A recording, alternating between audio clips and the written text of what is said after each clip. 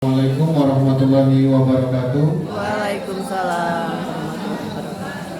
Terima kasih waktunya untuk Bapak Ibu rekan-rekan guru sekalian.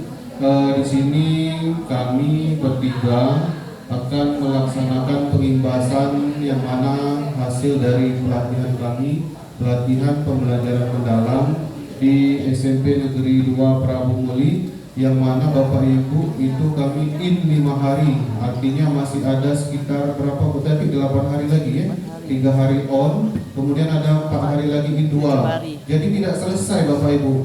Jadi dulu waktu ini cerita dikit, Bu Malia nunjuk karena kemarin Bu Devi, ternyata Bu Devi jadi pasil. Kata saya itu cuma pelatihan biasa, datang ikuti pelatihan balik sudah. Ternyata ini berlanjut lebih parah lagi dari guru penggerak kemarin ternyata ya. Tapi dengan ikhlas kami bertiga datang ke sana, dan ini insya Allah meskipun cuma sedikit tapi mudah-mudahan kami tidak mempunyai dosa ya Bu Ana, sehingga sudah kita sampaikan, paling tidak nanti bisa diskusi lagi di grup atau ketemu langsung. Untuk itu di sini ada 3 materi. Untuk materi yang pertama nanti Bu Tati Sumira, materi yang kedua itu Bu Khomsyah Ana, dan terakhir saya. Untuk itu kepada Bu Tati Sumira kami persilakan. Terima kasih Pak Samson. Masih semangat Bapak Ibu? Semangat ya, jangan semangat. Kata Pak Samson tadi pelatihannya lebih parah ya, tapi itu awal-awal. Setelah mengikuti biasa-biasa baik ya, menyenangkan malahan. Banyak ilmu yang kita dapat di situ. Baiklah Bapak Ibu, yang pertama mungkin Bu Ana sudah di-share. Silakan Bapak Ibu buka WA di SMP Negeri 4 Prabu Muli. Itu ada file yang sudah dikasih Bu Ana, bisa dikorek-korek sedikit. Di situ ada 10 pertanyaan tentang bagaimana Bapak Ibu menyikapi dari 10 pertanyaan itu. Silakan Bapak Ibu centang, nanti hasilnya pilih berat. Kan di situ ada 10 soal. 10 soal itu 5 soal ganjil dan 5 soal genap. Jadi nanti Bapak Ibu guru kumulatifkan berapa setuju soal genap dan berapa setuju soal ganjil. Saya kasih waktu 1 menit ya, tidak pakai lama karena waktunya sudah pukul 1. Sudah? Di apa? Belum bisa terbuka? Belum lahir berarti bukanya. Iya, diconteknya di luar saja Bu, di kertas korek-korekan. Misalnya nomor 1 setuju, nomor 2 jangan dicontek di HP-nya, rusak LCD. Ya, di luar saja. Nomor 1 setuju, nomor 2 tidak setuju, nomor 3 setuju misalnya ya.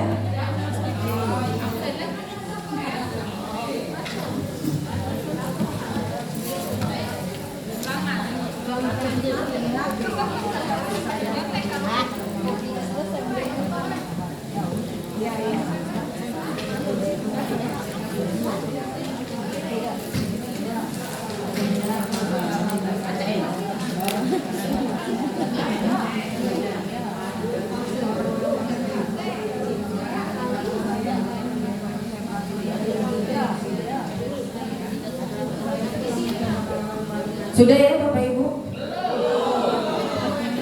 10 soal ya?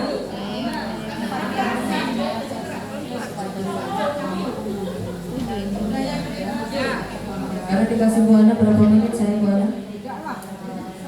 Sebanyak aja ya, biar materi Bu Ana cukup 5 menit. Sudah waktu semua.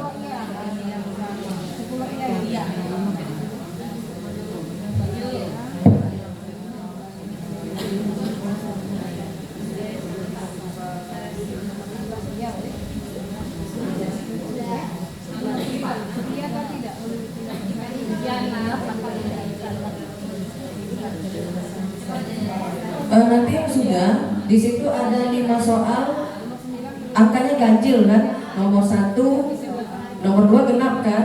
Nah hitung yang ganjil berapa setujunya, yang genap berapa setujunya. Lebih banyak genap, lebih banyak setuju di angka genap atau di angka ganjil? Biar mikir sedikit.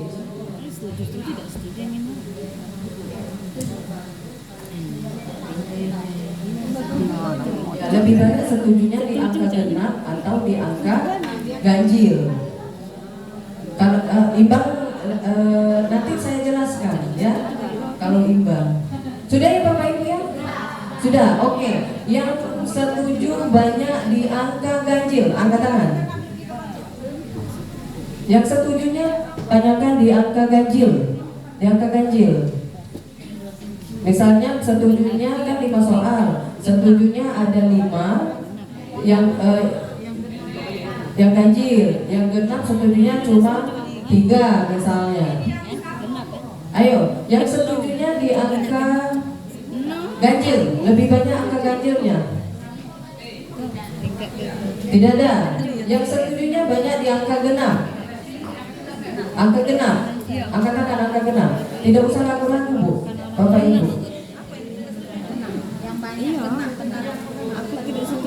Yang tidak angkat tangan ini, yang sama, yang sama. Setujunya sama, genap 5 mungkin, ganjilnya 5, angkat tangan.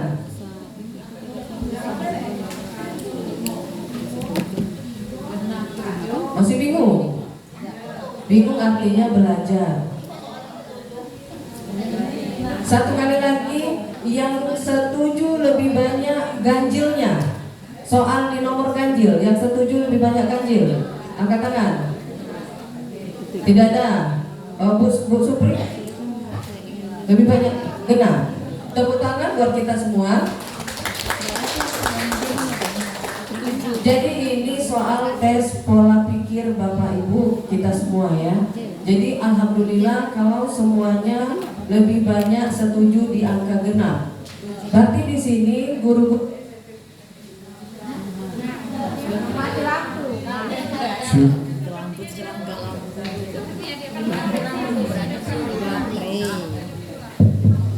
berarti di sini guru-guru SMP 4 merupakan guru-guru yang luar biasa, punya mindset bertumbuh, bukan pola pikir tetap.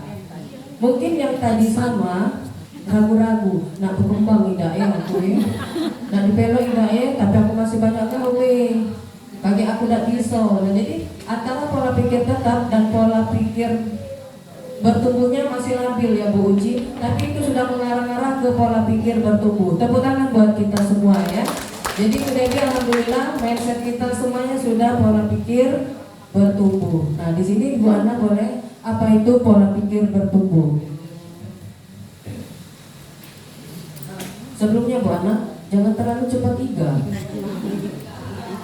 Nah di sini kalau orang berpikir dengan grow mindset, maka dia yakin masalah yang hanya sedikit itu jalan keluarnya banyak. Tetapi karena itu jangan menyerah, jangan putus asa, yakinlah ada jalan keluarnya. Jadi kalau kita semua sudah punya mindset pola pikir bertumbuh, kita tidak ada lagi selentingan-selentingan, tidak usahlah melok pelatihan itu, tugas banyak, gawe banyak, anakku banyak, ya. Jadi tidak ada lagi. Jadi kita misalnya ada aku tidak mampu teknologi, aku tidak galak kalau itu kakek aku tidak bisa. Berarti kita masih ada di zona aman. Pola pikir kita tidak mau berkembang, tidak mau bertumbuh. Tapi kalau kita sudah berprinsip, semuanya pasti ada jalan keluarnya. Sama seperti kami pelatihan kemarin. Tanyalah Bu Maria sama Bu Devi, ngapa lagi nak kami niat, kami banyak, main ini, kakek kami jam kosong segala macam. Akhirnya setelah mengikuti pelatihan kemarin, terus terang Bapak Ibu, saya menyangka PPT itu PowerPoint waktu pretest. Bagaimana hubungan PowerPoint dengan PBB ini? Ya, PPT kan soalnya di situ berarti PPT. Jadi kupikir PowerPoint. Dapatlah pretest nilai kecil. Alhamdulillah setelah mengikuti pembelajaran 5 hari, nah nyusul dengan Bu Devi, walaupun tidak boleh di berapa lagi, jadilah satu Devi maju dikit dari yang saat pretest. Alhamdulillah. Nah jadi di sini kemarin masih meraba-raba saat yang muda-muda ini PPG. ada pembelajaran mendalam, ada apa kemarin yang di guru penggerak belum ada Pak Sarson ya, kemarin yang pelajaran-pelajaran seperti ini. Nah alhamdulillah dengan pelatihan 5 hari di SMP Negeri 2 banyak sekali ilmu yang didapat. Lanjut Bu Ana. Kalau latar belakang ya di sini terus Bu Ana. Kalau materi ini tidak usah terlalu banyak. Nah di sini pola pikir adalah segalanya. Nah kenapa pola pikir adalah segalanya? Di sini pola pikir kita itu nanti akan memunculkan tindakan. Tindakan yang bagaimana? Tindakan yang positif. Nah kalau semua tindakan kita sudah positif, nanti apa yang kita dapatkan? Hasil yang memuaskan.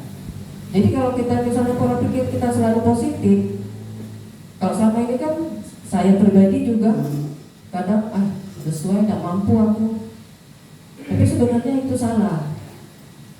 Karena kita di zaman yang kita selalu harus terus belajar itu sepanjang hayat. Jadi semakin kita belajar, semakin tahu kita tidak ketinggalan zaman. Karena sekarang apalagi teknologi sudah semakin maju. Jadi dengan pola pikir kita, growth mindset yang telah Bapak Ibu miliki, ya, tadi kompetensi Bapak Ibu, pola pikir Bapak Ibu sudah luar biasa. Nah dengan itu berarti Bapak Ibu bisa mengembangkan diri Bapak Ibu. Nah di sini lihat pola pikir lebih penting dari keterampilan. Yang pertama, pola pikir atau mindset adalah fondasi dari keterampilan. Kalau kita orang mikir tak pancak, bisa tak kita ngapain? Tidak kan? Tapi cak mana lah ya? Boleh dibaca buat website. Baca misalnya belajar soalnya, jawabannya ditempel-tempel tuh ya, nggak ketemu. Mau cari yang sampai sekarang belum ketemu mak mana lah ya cara boleh itu. Koreksi biasa baik, sama baik yang hasilnya. Nah itu pola pikir PBT. Kalau yang mau berkembang, kakek nak nanya dia nak belajar. Seperti itu ya Bapak Ibu. Terus pola pikir merupakan cara melihat dan cara berpikir saat menghadapi masalah. Nah, jadi pola pikir kita yang bertumbuh tadi kita pakai buat menghadapi semua masalah. Karena kita semuanya sebagai guru pasti ada menemukan masalah dengan peserta didik, dengan pembelajaran, ya. Terus berperan untuk memperluas cara seseorang dalam melihat dan berpikir. Jadi di sini lebih didengarkan positive thinking kita ya Bapak Ibu, dengan yang hasil Bapak Ibu tadi, pola pikir Bapak Ibu yang bertumbuh tadi. Lanjut Bu Ana. Sudah lanjut jenis-jenis pola pikir. Terus ya, ini sama pola pikir bertumbuh tadi Bu Ana. Kita yang pertama menerima. Artinya menerima apa? Menerima kritikan, masukan.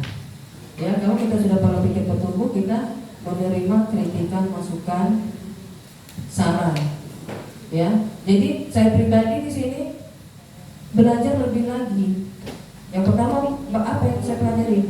Memperbaiki diri, pola pikir saya. Biasanya mau kasih saran aku udah galak, aku pakai dewe. Setelah ini, ternyata mungkin menurut saya benar, menurut orang lain salah ya. Apa Bu Maria? Bertahan peluang informasi dan inspirasi. Nah, terus apa Bu Maria? Ayo, nama ini. Oh, papanya diri cek, tidak apa-apa, ya. Nah, ini contoh-contoh intermezzo ya. Dapat kali pelaku di rumah ngapo diri cek. Suara pola pikir tetap. Kalau pola pikir tetap, contohnya kalau saya gagal berarti saya tidak mampu. Tapi menurut hasil tadi tidak ada Bapak Ibu yang berpikir seperti itu ya. Nah, yang kedua kalau saya gagal berarti saya harus belajar lalu mencoba lagi. Itu tidak perlu saya sebut sampai bawah. Kaget banget tempatnya kita. Terus Bu Ana. Nah, prosedur intervensi pola pikir di sini Misalnya saat melihat ada murid yang menyerah ketika menemui tantangan atau kesulitan, segera dorong untuk mencoba lagi.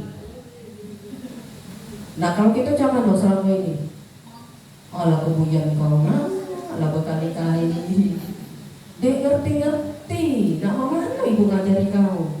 Nah sekarang kita tidak boleh lagi seperti itu. Kita harus menggali potensi anak itu. Yang bagian mana? Nah, coba anak coba lagi. Ya, pasti bisa. Oh, lah banyak yang buat tadi sekarang. Dan kadang keluar sih kok jadi juga kan kalau berkali-kali wajar kita manusia ya Bapak Ibu. Nah, terus pada saat murid mau coba lagi, nah setelah kita beri dia kita arahkan untuk mencoba lagi, kita beri dia apresiasi. Bagaimana mengapresiasi? Niat dia yang mau ngawin ke tugas itu sedikit niat dia, itulah kita kasih apresiasi. Kan bisa, bagus ya. Oh ya, kelembut butati itu padahal setelah dengan bolena ya Allah. Lalu jelaskan kepada murid tersebut tentang PPT dan PPB dari perbedaannya. Jadi pola pikir dia tadi, apalagi sekarang kalau di kelas mereka takut maju ke depan, nggak tahu kalau Bapak Ibu ngajar. Ya, nak ke depan kan loh, luar biasa. Pertama kalau dengan aku takut maju ke depan, apalagi gurunya sangar ya. Nah jadi di sini kita kasih tahu niat dia sudah berubah itu, berarti dia sudah mau mengembangkan potensi diri. Dengan ajakan dan apresiasi dari kita yang bagus, insya Allah akan merubah cara mereka belajar. Terus terakhir jelaskan kepada murid bahwa berbuat salah merupakan cara otak belajar dan berkembang. Nah kalau mereka salah tapi beli BK, waktu kesiswaan dari BK suaranya lah kemana-mana ya. Nah jadi kalau mereka salah berarti mereka sudah belajar. Kalau sudah benar kalau tidak perlu belajar lagi. Nah jadi itu ya Bapak Ibu, lanjut. Pujian pribadi tambah pujian proses.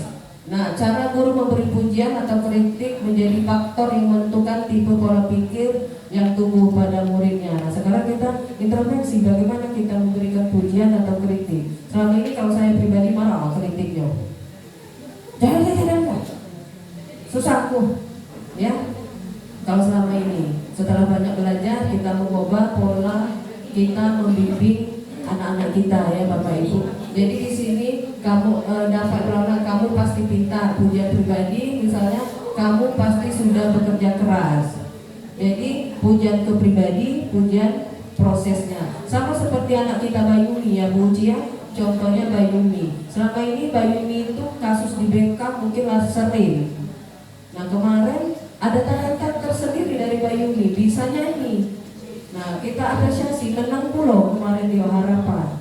Jadi bangganya luar biasa. Jadi di sekarang Bayumi itu prosesnya sudah berkembang dengan baik. Ya mungkin itu saja ya Bu. Ya.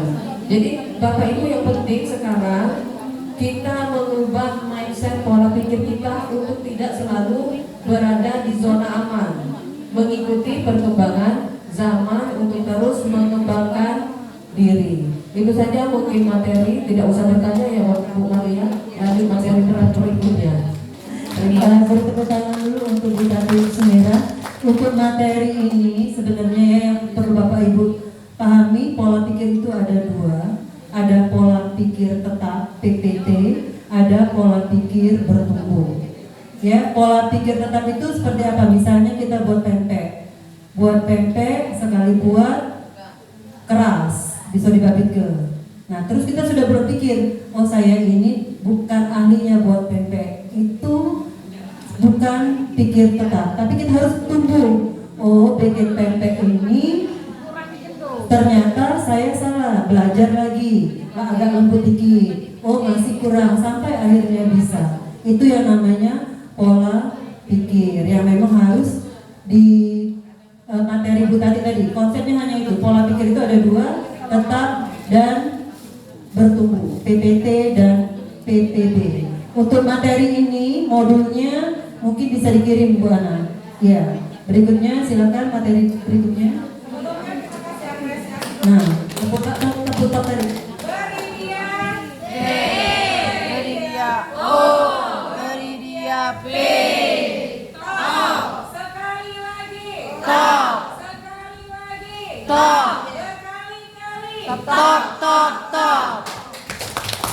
Iya. Oke, berikutnya pemateri Bu Ana ya. Silakan Bu Ana.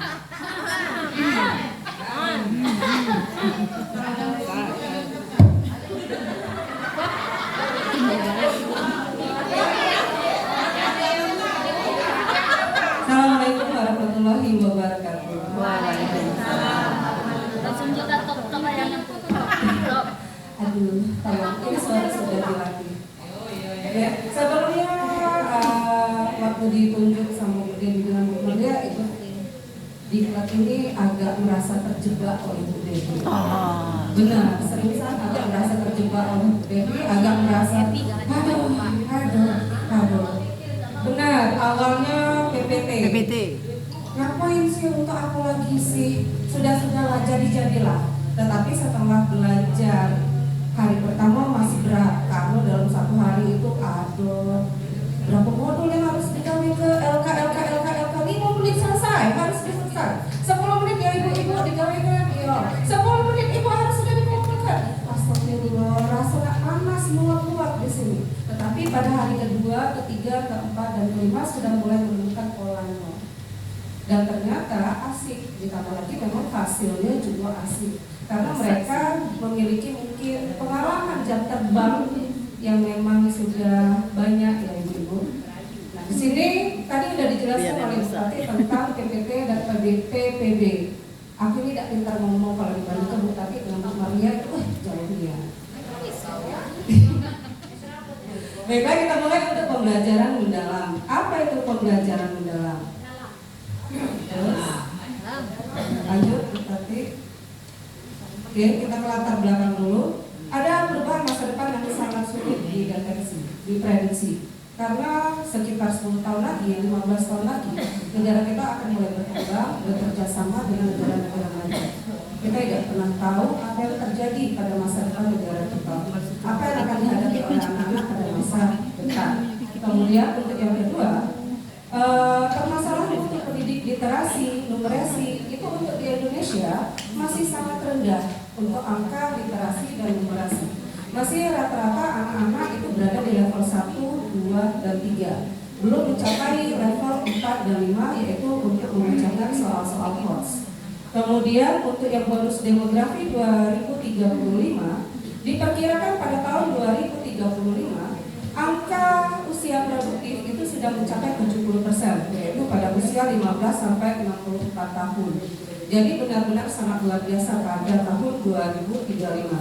Kemudian visi Indonesia 2045 atau kita sebut dengan Indonesia Emas. Karena itu adalah usia Indonesia mencapai angka 100 tahun. Apa visinya? Visinya itu adalah Indonesia mencapai negara yang berdaulat, maju, dan berkelanjutan. Kemudian kompetensi masa depan.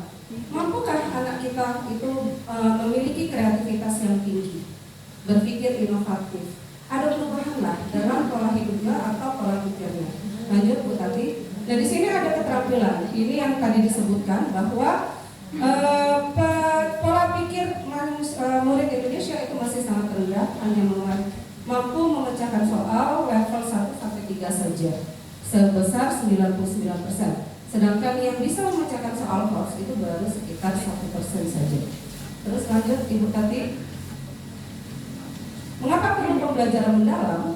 Di sini ada sekitar 6. Yang pertama keterlibatan. Guru harus mampu membangun keterlibatan antara murid dan guru, murid dan murid sebagai subjek pembelajar supaya mereka mau berubah. Kemudian berkesadaran. Guru juga harus mampu memfasilitasi siswa agar dia memiliki kesadaran untuk belajar lebih baik lagi. Kemudian untuk memuliakan guru dan murid itu harus mampu saling memuliakan, artinya saling menghormati, saling menghargai antara guru dan murid, murid dan murid. Kemudian bagaimana pengembangan budaya belajar? Guru harus dapat mengembangkan kreativitas dan harus mampu berinovasi dalam mengajar atau proses pembelajarannya. Kemudian untuk pemanfaatan teknologi digital digital gini hari masih belum pacak memanfaatkan teknologi digital menyedihkan. Kemudian multi interdisiplin ilmu pengetahuan, guru dan peserta didik itu harus mampu menerapkan multi atau interdisiplin antar mata pelajaran. Kita masuk ke pembelajaran mendalam. Pembelajaran mendalam merupakan pendekatan yang memuliakan dengan menekankan pada penciptaan suasana belajar dan proses pembelajaran menggunakan prinsip pembelajaran, yaitu berkesadaran, bermakna, dan menggembirakan. Melalui apa? Melalui 4 hal: olah pikir, olah rasa, olah hati, dan olah raga. Lanjut Ibu Tati. Ini tadi yang sudah dijelaskan pada pengertian pola pikir.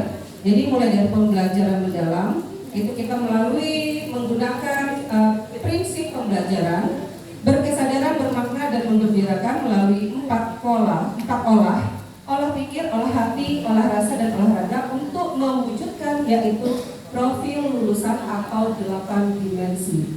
Lanjut Ibu Tati.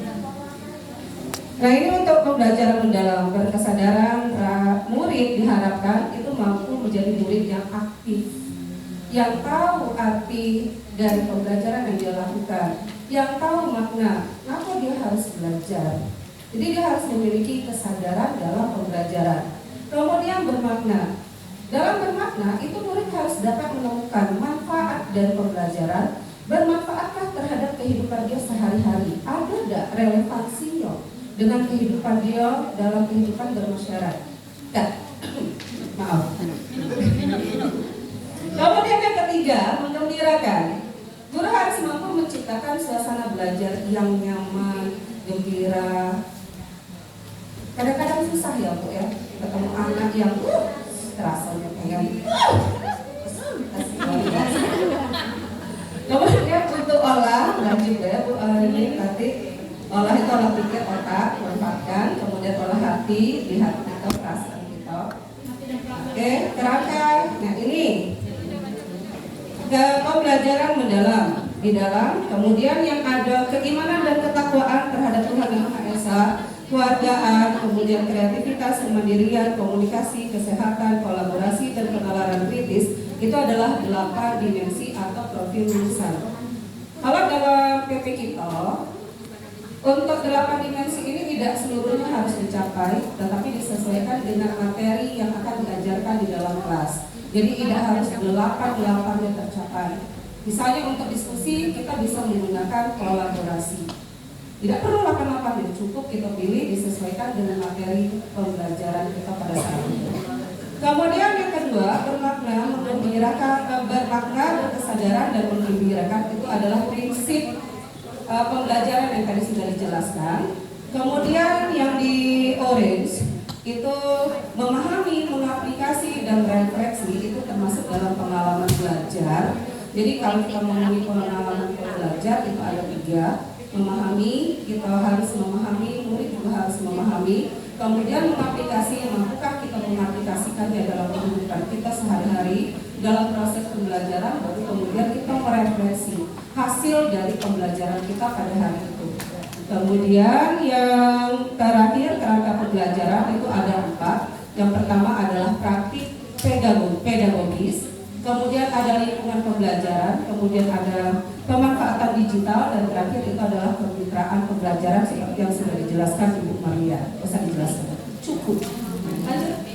Udah? Oke, terima kasih karena waktu. Makasih ya. Ya, dulu tepuk tangan yang dia dulu untuk Bu Ana. Mungkin tepuknya ganti Bu Ana. Aduh, cuma tepuk itu loh. Oh, wow. W-O-W. Ya. Beri dia W, beri dia O, beri dia W. Wow. Ya, tepuk tangan buat Ibu Ana. Bapak Ibu, kenapa dikebutkan? Kami belajarnya 5 hari Bapak Ibu, nggak baru lagi gitu ya.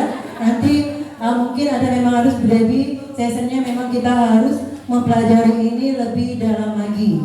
Nah ini yang paling penting Bapak Ibu, penerapannya dalam perangkat pembelajaran. Nantinya akan disampaikan oleh Pak Samson. Nah ini harus seperti ini Bapak Ibu. Perangkat pembelajaran kita tidak boleh yang lain-lain. Harus sudah ke pembelajaran mendalam. Kepada Pak Samson dipersilakan. Oke, baik, langsung Pak ya, karena waktu juga. Jadi cuma 5 menit Bu Tati ya? Iya.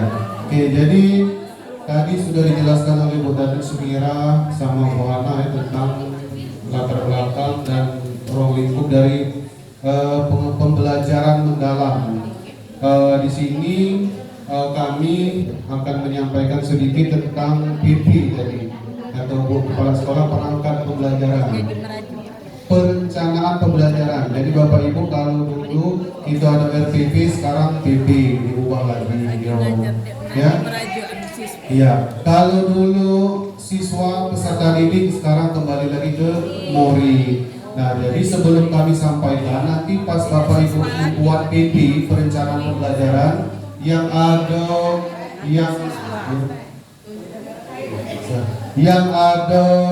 kata-kata peserta didiknya diubah jadi murid, ya. Itu jadi mungkin nanti taulah dewek kegiatan Bapak Ibu banyak, jadi mungkin ada yang download, tidak apa-apa, yang penting sudah mencakup sesuai dengan kerangka yang kami sampaikan nanti. Tapi kabar bahagianya kalau untuk guru agama kemarin kelas 7, 8 dan 9 saya kirimi dari 1 tahun. Jadi tinggal dipelajari, diedit, diganti-ganti saja. Yang lain kalau IPA ke Bu Tati, IPS ke Bu Ana nanti. Ya, share boleh. Kebenaran dapat yang gratis kemarin pas saya lihat di kerangkanya itu sesuai dengan perencanaan pembelajaran mendalam. Tuh, ya. Sebenarnya sama ya, tapi agak berbeda sedikit, tapi menurut saya dari sebanyak RPP atau apa kemarin modul, yang lebih enak itu yang ini, yang pembelajaran mendalam. Jujur, sama dengan Bu Ana tadi, mungkin Bu Tati ya, karena Bapak Ibu sudah tahu tugas tambahan saya di sini sebagai bendahara merangkap operator Arkas ya, yang mana sekarang ini lagi perubahan. Sementara saya disuruh terjun ke SMP 2 kemarin. Itu sangat luar biasa. Mungkin ada yang bilang, oh ini masih bujang segala macam, tapi Bapak Ibu ketika di sana kondisi itu tidak stabil karena di grup itu sudah ada yang ini, tapi alhamdulillah kemarin memang tidak sekelompok dengan Bu Hana dengan Bu Tati, tapi semua tugas terselesaikan selama 5 hari dari jam 7 sampai setengah 4 itu Bapak Ibu habis tugas yang ini, ada lagi tugas yang ini, jadi tidak ada PR, seluruhnya selesai di situ sampai berapa kali tugas kemarin seperti itu. Nah, jadi untuk kedepannya ini saran dari saya, pertama nanti untuk ada kegiatan pelatihan lagi, ayo Bu Kepse, Bu Waka-Waka, dikirimlah guru-guru terbaik kita yang masih muda-muda, yang baru-baru dilantik ini ya, itu. Jadi kalau seperti saya mungkin Bu Tati itu sudah kenyang ya di guru penggerak kemarin. Jadi kita sama-sama, nanti jangan cuma Sarson sama Tati Sumira Ana saja, tapi guru-guru yang lain juga kita merasakan. Oke, ini ada 3. Yang pertama itu perencanaan, kemudian pelaksanaan dan asesmen. Ya, sebenarnya sama saja Bapak Ibu, kan ada perencanaan, ada pelaksanaan, ada asesmen, ya seperti itu. Mungkin kan? Oke. Nah ini kerangkanya, ini perencanaan pembelajaran mendalam. Yang pertama ada identifikasi, ya. Identifikasi itu ada 3 di sini. Yang pertama mengidentifikasi kesiapan murid, di situ masih peserta didik ya. Tapi nanti kita ubah, ya karena ini materinya dari BGTK, namun mungkin belum diubah ya. Kemudian memahami karakteristik materi pelajaran, dan yang ketiga menentukan dimensi profil lulusan. Itu ya. Yang nomor 2 ada desain pembelajaran. Desain itu apa Bapak Ibu guru bahasa Inggris? Desain itu apa? Iya, apa namanya? Ya, desain. Oke, rancangan. Oke, nah ini yang pertama itu ada menentukan capaian pembelajaran, kemudian ada topik pembelajaran, ada mengintegrasikan lintas disiplin ilmu, selanjutnya menentukan tujuan, kemudian menentukan kerangka pembelajaran. Jadi ada praktik pedagogis, ada kemitraan, lingkungan pembelajaran, dan pemanfaatan digital yang disampaikan Bu Hana tadi. Yang ketiga, pengalaman belajar. Nah, ini menurut kami ada yang berbeda ya, karena memang tadi sudah disampaikan Bu Hana. Jadi pengalaman belajar ini kalau bisa di PP kita itu sudah dituangkan prinsip pembelajaran mendalam itu yang berkesadaran, bermakna dan menggembirakan Bapak Ibu. Jadi sedesai mungkin kita masukkan di PP kita itu ketiga dari prinsip pembelajaran ini. Yang B-nya merancang tahapan pembelajaran dengan langkah-langkah kegiatan awal, inti dan penutup, sama kan dengan RPP yang lama kemarin. Kemudian mendeskripsikan pengalaman belajar, memahami, mengaplikasikan dan merefleksi. Nah, inilah sebenarnya ada perbedaan dari RPP atau model ajar yang dulu sekarang menjadi PP itu di sini diletak di pengalaman pembelajarannya ini. Ya, jadi di situ ada prinsip pembelajaran, ada berkesadaran, bermakna dan menggembirakan. Kemudian ada pengalaman belajar yaitu memahami, mengaplikasi dan merefleksi. Lanjut Bu Ana, contohnya. Oh, sudah. Mungkin Pak Samson biar lebih jelas langsung ke perangkatnya saja, langsung ke PP-nya saja Pak Samson, contohnya. Yang mana? Ini. Begini saja Bapak Ibu ya, biar lebih cepat, biar lebih tahu dulu apa yang memang harus ada di ini. Kalau yang lain kan bisa kita baca Bapak Ibu ya. Oke. Ya, silakan Pak Samson. Ya, ini. Jadi ya sama identifikasi. Jadi di atasnya itu ada identifikasi kesiapan belajar, misalnya pengetahuan awal, minat, latar belakang dan kebutuhan belajar. Jadi mungkin di situ kita biasa ya ada nama sekolah lah, ada judul materi seperti itu, kelas berapa seperti itu ya. Kemudian ada materi pelajaran biasanya kita masuk di situ, tapi opsional. Kalau kita masuk ke oke, tidak kita masuk ke juga tidak apa-apa ya, kalau dalam Islam sunnah. Kemudian ada dimensi. Nah, di sini letak perbedaannya juga. Jadi ada dimensi profil lulusan. Nah, di dalam dimensi ini tidak semua ke-8 ini kita masuk di galau di PP sesuai dengan materi pelajaran yang akan kita sampaikan. Jadi setiap pembelajaran itu beda-beda kan setiap bab kita itu. Kemudian ada capaian pembelajaran, ini juga opsional, dimasuki juga boleh. Ada lintas disiplin ilmu juga, dan tujuan pembelajaran. Oke, sudah. Kemudian ada topik pembelajaran. Lanjut desain, ya. Desain ini ada praktik pedagogis. Nah, ini aja nanti Bapak Ibu ya. Kalau ini kan masih penjelasan ya. Nanti kami kirim contoh RPP lagi, PP-nya langsung ya. Oke. Iya, jadi bisa tahu kan. Kalau bahasa Inggrisnya tidak dapat mem saya. Ya, tapi kerangkanya pasti sama seluruhnya. Intinya seperti itu mem, ya. Nah, kemudian di sini ada kemitraan pembelajaran dan ada pemanfaatan digital. Jadi kemitraan pembelajaran ini opsional, boleh dilaksanakan, boleh ada atau tidak. Nah, jadi di sini ada yang namanya mungkin lintas mata pelajaran, guru lintas mata pelajaran. Jadi misal materi apa? Kalau IPA kemarin, kalau agama kemarin saya sudah nanya, misalnya lintas itu susah kalau guru agama itu. Ada jarang ada kan, kecuali mungkin materi-materi fikih atau materi-materi sejarah ya, itu SKI, sejarah budaya Islam. Kemudian pemanfaatan digital juga opsional, boleh ada atau tidak ya, seperti video pembelajaran atau platform pembelajaran yang lain. Oke, sudah itu saja. Iya, saya yakin Bapak Ibu guru SMP PAM ini sudah cerdas, sudah hebat, sudah luar biasa. Pasti itu ya, seperti itu. Oke, sebelum saya akhiri, sama-sama semuanya, kalau saya bilang siapa kita, kalian jawab guru SPEN 4. Kalau saya bilang guru SPEN 4, kalian jawab cerdas, hebat, luar biasa. Sudah siap? Ya. Oke. Mau di video ke? Tidak? Oke. Kita mulai ya. Siapa kita? Guru SPEN 4. Guru SPEN 4, cerdas, hebat, luar biasa. Tepuk tangan untuk kita semua. Terima kasih. Terima kasih Bapak Ibu. Makan waktu 10 menit Bapak Ibu ya dari Lesa. Jadi inilah materi yang telah disampaikan oleh Bapak Ibu di depan.